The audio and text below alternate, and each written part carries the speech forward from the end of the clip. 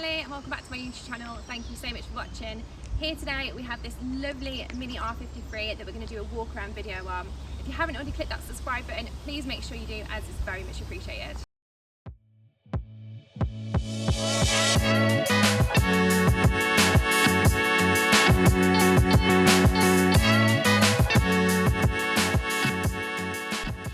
So this is Dan and he's the owner of this Mini R53 that we've got the opportunity to have a walk around today. So Dan, what first drew you to this particular Mini R53? I came across it on a friend's Instagram story. Okay. I'd previously had a Golf R32, sold that. Always wanted to go at an R53, and then was on Instagram one evening and saw this come up for sale, and I knew the previous owner and I knew the owner before that, and I thought it was a trusted source, so just gave it a go. And how long have you owned it for? Just over 2 years in April, which for me is pretty good going. Yeah. So Dan actually lives in London, so he's actually drove up today for minis and milkshakes, and while he's up, we've had the opportunity to have a look around this car. So do you drive this on a daily basis, or is it more of a weekend car, or? Definitely a weekend car. I use the train during the week, so this is just a weekend toy, which is perfect for me, really. Which I suppose makes sense living in London. Yeah. So when you first started modifying this car, what was your journey? Because if you know Dan or you followed him on Instagram before, you'll know that he had Gonzo, which I'll drop a photo above for you, those of you who don't know who Gonzo is. Obviously a car, but completely different kind of image from this R53. Yeah. So kind of what was your vision really? So lots of the mods, to be fair, were done by previous owners. I bought the car like pretty modified as it was. I wanted something that was capable, I guess capable round B roads, but also a good overall usable car. And I think for me, I wanted something that was a little bit more powerful than stock, that had been modified nicely and modified well. I've always been keen on, for daily drivers or weekend cars, I've always been keen on the OEM Plus style, and I think this car suits OEM Plus quite nicely.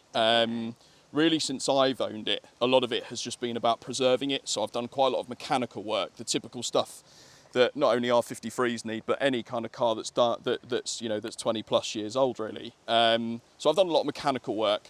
A lot of it really has been some of the original OEM JCW bits, like some of the carbon fibre, all those kinds of things. I've done a bit of engine work, or I say I've done a bit of engine work. I haven't. 1320 have, but a lot of it's just been kind of preserving it and just maintaining all the good work that's already been done. But credit to previous owners, because a lot of what's on there now was already on the car.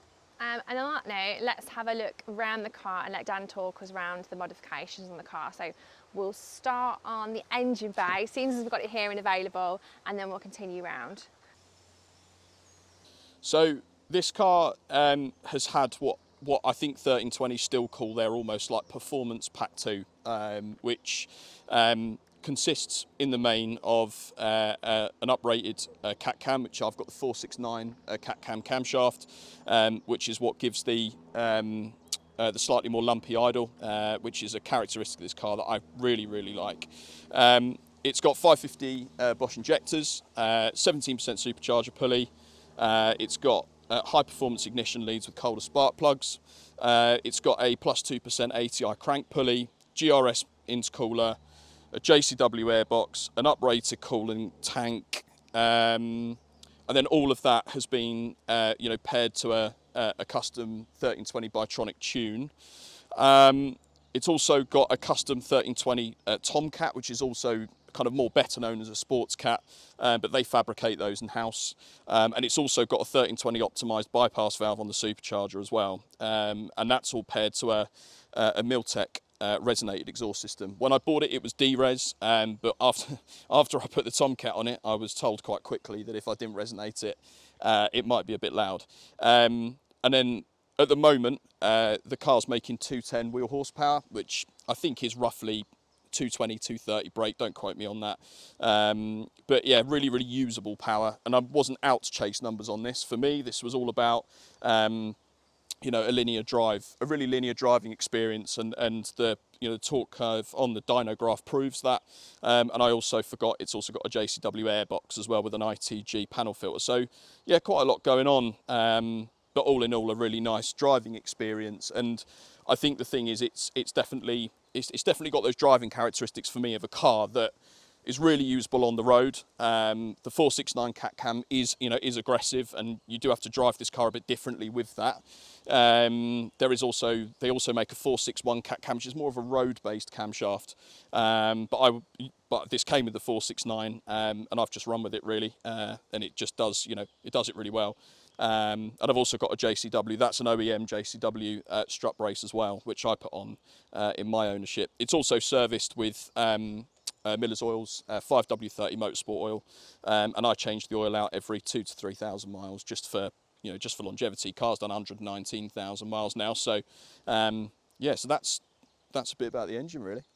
Can I just say, Dan remembered all that off the top of his head. He didn't have a sheet or anything to remember it from, and I was stood there like, wow, I can't even remember like the 5 modifications I've got on my Challenge 210. Someone's like, oh, you've got a digital passenger display, and I'm like, oh yeah, I forgot about that, and he just spilled all that off, so fair play to him.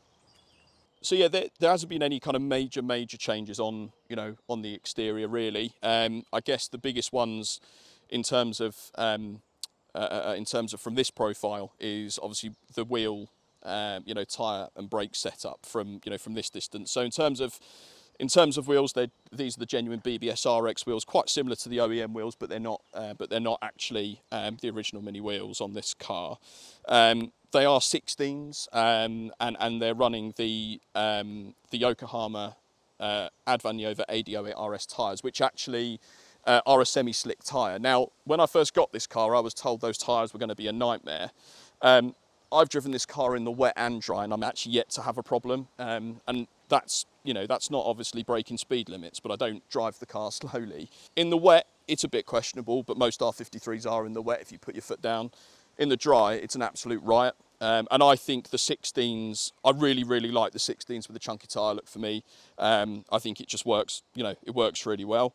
It's got the R56 brake upgrade with this. Some will know that that's quite a typical upgrade on these cars, but it has got that, and it's got Mintex M1144 pads, so a slight upgrade from standard on those as well. And again, they've been really good too. Car is on AP coilovers, and again, really mixed reviews about the APs. I've not had an issue, and for what is often defined as a entry-level budget coilover, they seem to do the job. So yeah, in the main, a really nice setup to be fair, and I think a few future plans there, but I think as is, I think it just sits, I think it just sits really nice. And actually, I don't always scrape, which is really surprising. Unless I'm under quite significant load, I don't scrape. So yeah, that's it from the side. The other thing I've got to add is these wheels are on a stud conversion. They're not on standard wheel bolts. So I guess the most notable change at the back is the GP1 rear trim. Now, I got this with the car, and I think it's a really nice touch.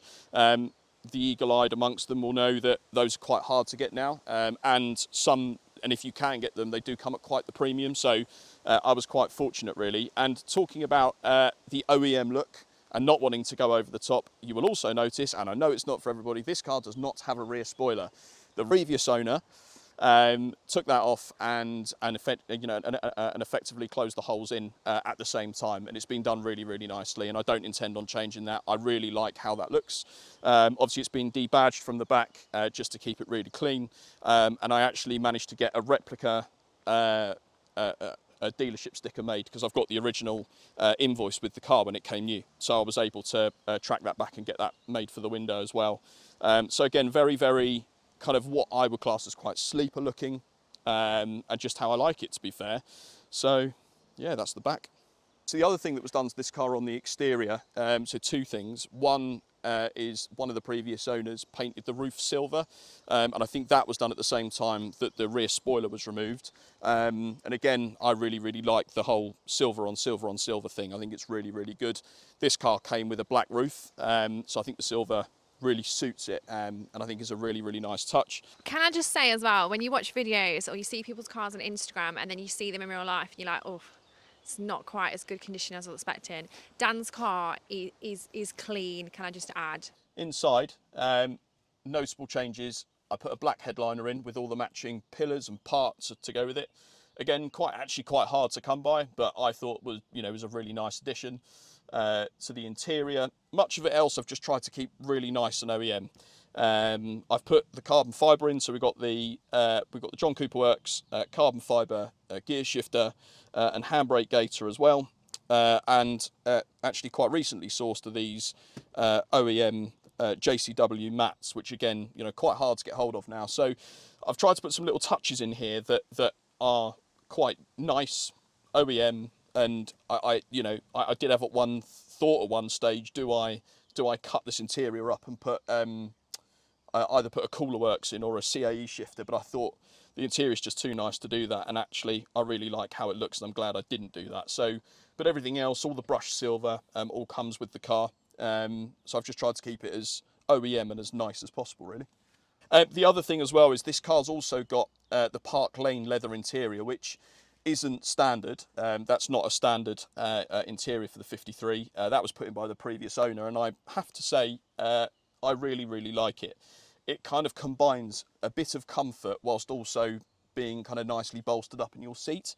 I've always had this idea at one stage of putting either Recaro CSs in it or something like that, but every time I get into these I'm like, actually these are really nice. So anyone considering a swap for a Park Lane leather interior, I highly recommend it. So I know there's so many modifications to choose from, but what's your favourite modification on your Mini? It's got to be the cat cam for that lumpy idle. That has got to be my favourite. That's quite a unique favourite modification, isn't it, really? It's because it tricks loads of people. Yeah. So loads of people, I've been sat side by side at a set of traffic lights, and people will wind their window down and go, "Hello, mate, I think your car's misfiring." And I'm like, "I've got news for you, it's not."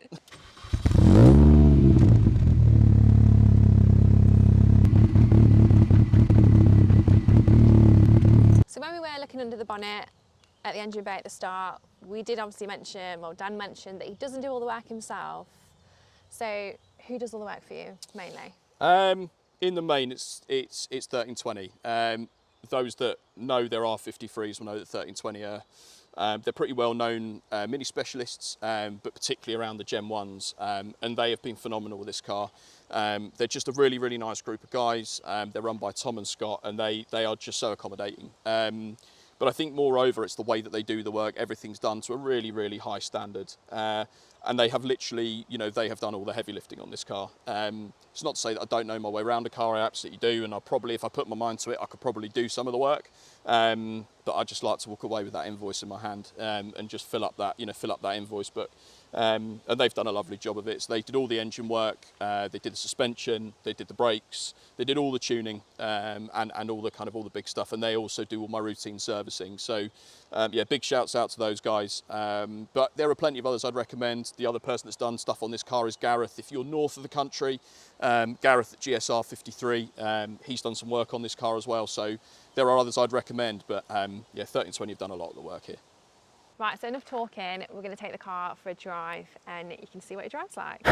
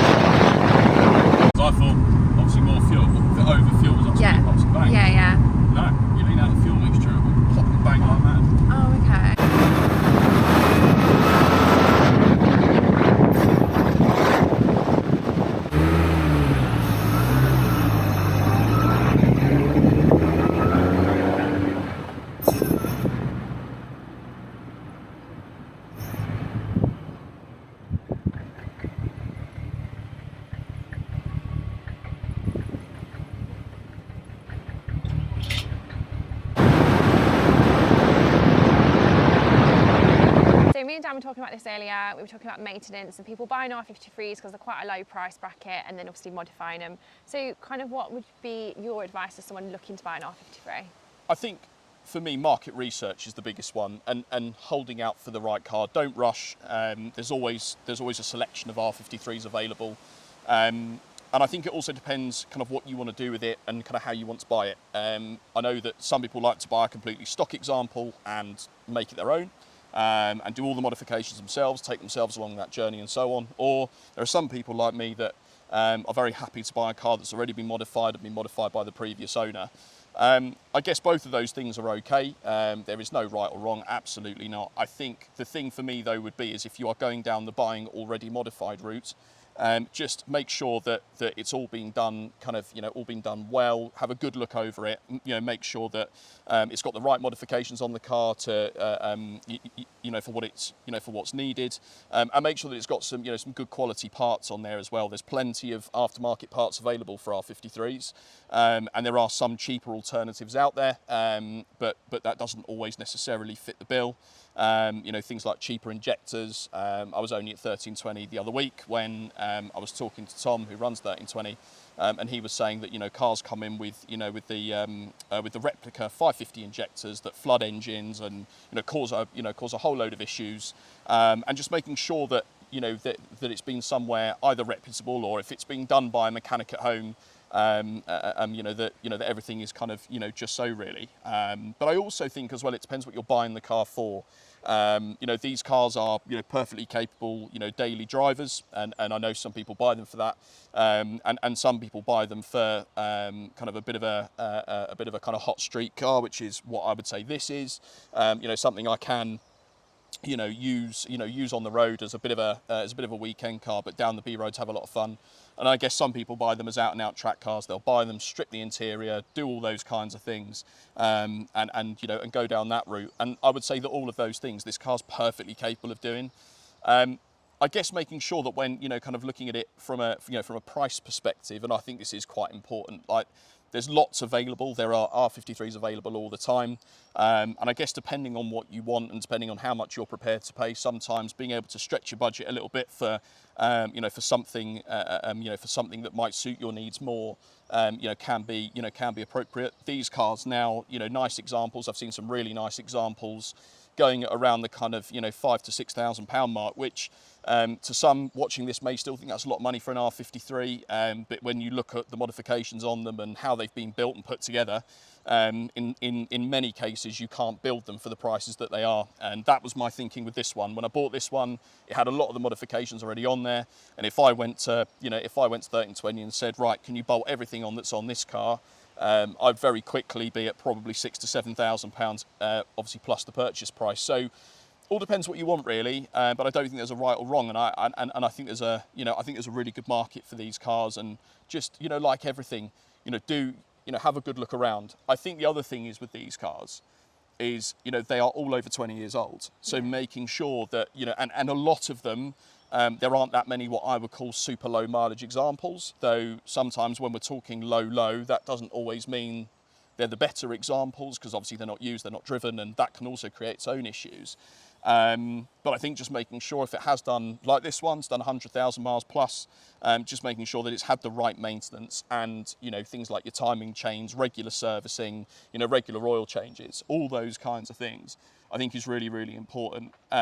And I guess my other bit of advice would be is if you think you're going to jump in an R53 and you're going to run, a year to 2 years without doing any maintenance at all, then you are mistaken, because these cars do need looking after, and like I said, a lot of them are 20 years old plus now.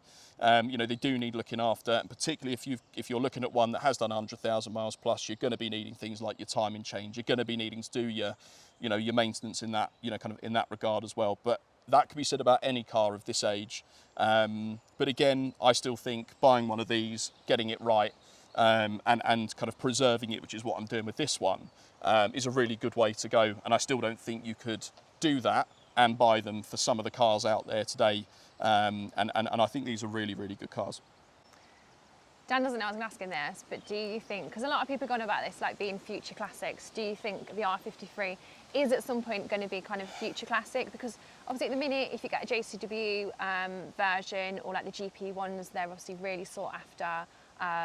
And if you looked at them like 5 years ago, the prices aren't anything compared to what they are now. But do you think well looked after R53s, like well maintained, everything like that, do you think they're going to be future classics? Or really hard one, this. I think depending on who you ask, you'll get different answers on this all the time.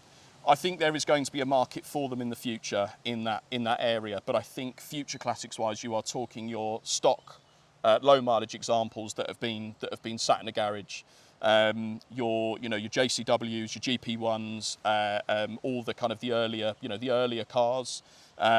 Those kinds of cars, I think there's definitely room to be future classics for sure. And some of the special order cars, like I think they call them the HPD cars. There was a couple of other early editions and real special one-offs with these cars. I think there's a room for for those to be future classics. I think I didn't buy this car to see a huge return on it. That's not the reason I bought this car, and I wouldn't expect to. In terms of kind of clawing all your money back, I don't think all of them will. I think there is definitely a room for nicely done cars with some nice kit on them. Obviously, there's some bits in my car that hopefully that will hold its value. Some of the carbon, that GP rear trim, some of the bits on it for sure. I don't think they all will, but I think there's definitely a market for some of them in the future. I think, like you say, the money you put in, if half the time you're not going to get that money back, then that's worth noting. You're putting the money in, like on modifications and stuff like that, and when you come to sell it, you're not always going to get that money back. Because you see a lot of people that will say, I've spent 20 grand on this car, maintaining it and modifying it and stuff, and you think, well, that's not worth 20 grand. Just because you've spent 20 grand on it doesn't mean you're going to get yeah, absolutely. And I think even if you look at the other minis in the range, and I've owned F56s, I've owned R56s, and obviously my R50.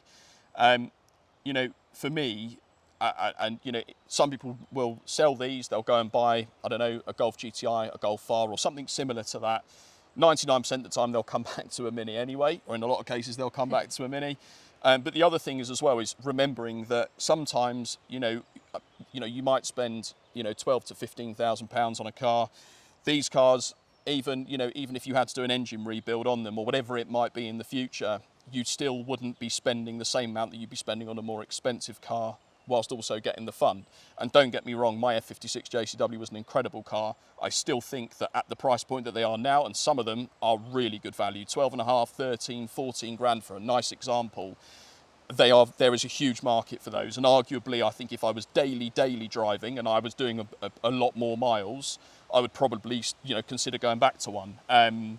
Just because of all the the creature comforts that you get with those cars. So I still think there is a huge market for them, and I love them. But for an all-round price package for my lifestyle and for the way that I drive this, because it's not driven every day, I think this is a really good all-round package for it. And mentioning the other minis, is this your favourite mini that you've had, or? Oh, really? It's hard to choose. It's like asking to choose from your children, isn't it? Yeah, absolutely. I think it depends what way you look at it. I mean, for me, in terms of, all the cars I've owned, I've been really lucky. I've owned some really nice examples of the cars that I've owned. Obviously, my R50 was a completely different, Gonzo was a completely different kettle of fish. That was one of one, and that was just, its own car in its own right. But I've been really fortunate, and I think they've all done what they need to do, but in very different ways. I think the thing that sells it for me with this car being the price that it is, I think when it comes round to an all-round price package for what you get out the box, I think it's incredible value, and I would say this is probably the best value for money car I've owned with everything that's on it. So this is always a hard question, but if you go back in time and give yourself one bit of advice in relation to your car, so maybe like, don't spend so much money on that, or make sure you do this, what kind of advice would that be? I think just doing the slightly more expensive option the first time. Okay. I've not had any, I've not encountered any issues as such, but rather than maybe go for a cheaper alternative and then it go wrong and have to change it again, particularly if you're like me and you get all the work done by other people, that's double the labour, that's double everything. So go for the slightly more expensive option first time if it's something that you're potentially questioning. And like I said earlier, I think just spending time looking for the right car, and that's with any car, goes with anything. But I think particularly with these, I think it is just giving yourself the time to look at them, research, all those kinds of things, and because there's a lot of components with the 53 that there's little bits and pieces that you can change and modify and do differently and all that kind of stuff. So just a bit of time researching before you buy. So Dan hasn't been given any money to answer this question in a certain way, may I add, and he doesn't have his equipment to DJ at a certain show. Dan, what's your favourite mini show of the year? it's got to be minis and milkshakes, and it's not just because I've worked and supported it since its very first one, but it's the culture of the show as well. Now, there are plenty of shows out there, loads of car shows on every year, but I think the culture that's been brought out of minis and milkshakes, for me, sets it apart really. It's a real no-nonsense show. Everyone parks up, has a good time. The feedback that we've always had from the show has been really good. Obviously, there's always things you can do differently and obviously try differently. But I think it's a really, really, really good show all round.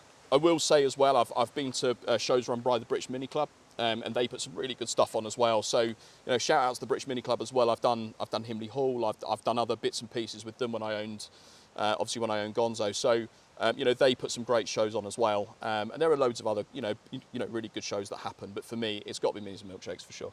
And I have just done a video on Himley Hall that you can watch over on my channel. So Dan mentioned earlier about taking your car on track, and it's really good experience to be able to go on a racetrack in your Mini. What's your most memorable experience in your car? Bear in mind he has got a really good road trip coming up. Do you think that'll be it, or? I think that will be, yeah. I think that's every kind of car lover's dream, isn't it? To do a bit of Europe and experience some foreign roads. And I'm really looking forward to that. So in about 4 weeks' time, I will be driving to the ring in this car. The plan is to just enjoy the foreign roads, make the most of those, and then we might get a couple of laps in on one of the days certainly. By no means am I going to be chasing times in this car or all those kinds of things. That's not what the trip's about for me. Just the experience of being able to say that I've put my car on the Nürburgring really. I guess obviously I have done a track day. I did Snetterton in this, which was really good. This car performed really well, and actually. I think it's fair to say kept up with some cars that I didn't think it would keep up with. We were on a completely open pit lane with all kinds of cars, and really, although it might not be the fastest car in a straight line, really for me, where this car comes into its own is what it can do round corners. The cornering of these cars when they're set up right is incredible, and where there is a bit of adjustment on this car with its adjustable rear anti-roll bars and its and its poly bushing makes it really, really tight, and I really felt that actually kind of on the day. And yeah, definitely linking to that. I think people have, if you're daily in your car, like you linked to earlier, you definitely have a different setup to what you have. If you go kind of using it as a weekend fun drive about, might take it on the track, you definitely have a different, people have different setups, don't they? Yeah, I think so. And I think also it depends again, it all comes back to depends what you're after. And you don't have to spend a fortune either. I mean, you don't have to spend thousands of pounds on coilovers and all these kinds of things. Like I say, I've got the AP coilovers on this, which as far as I'm aware is a fairly kind of entry budget style coilover, not quite budget, but certainly entry level. And they've given me no issues at all. There's no knocks, no bangs, no nothing. And that paired to all the adjustable, anti-roll bars and bushes and all these kinds of things makes it a really nice experience. The only thing I need to do before I go to the ring is it's going to go to Geo by Luke for a four-wheel alignment. We've obviously gone through all the modifications on Dan's car and all the work that he's obviously put into it. Are there any future modifications or any modifications kind of coming up in the near future? I think modifications wise, I'm kind of pretty much there, to be honest. I don't think there's much more else I'd really want to do to it. I think at some stage I will probably get those subframes off, give them a refresh, because they're 20 years old, they just need a bit of love. And maybe the odd little thing here and there. I don't really want to do anything to the bodywork. I think the bodywork's going to stay as is. I think if I was going to do anything again, it would potentially be the interior, but then it's nice as it is. The interior is something I've been umming and ahhing over. Every time I see a nice set of Recaro CS seats advertised, I always get a little bit tempted. But I think it's nice as is, to be honest. Certainly not power-wise. I think for me, I'm not chasing big numbers with this car. That was never the idea. There's nothing really under the bonnet that I would do. Maybe a few little touches inside. Things like a 3-piece carbon dash would be lovely, all these kinds of things. Obviously they now definitely come at the premium.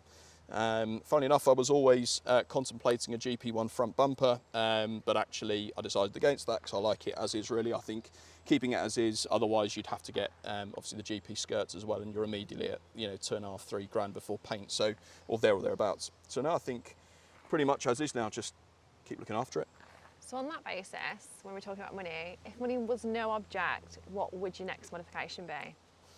I think if money was no object, hard one, really, really hard one this. Obviously, I mean, you know, eventually the paint will need a bit of love. If I could get this car completely resprayed as is and make it really, really nice, I would.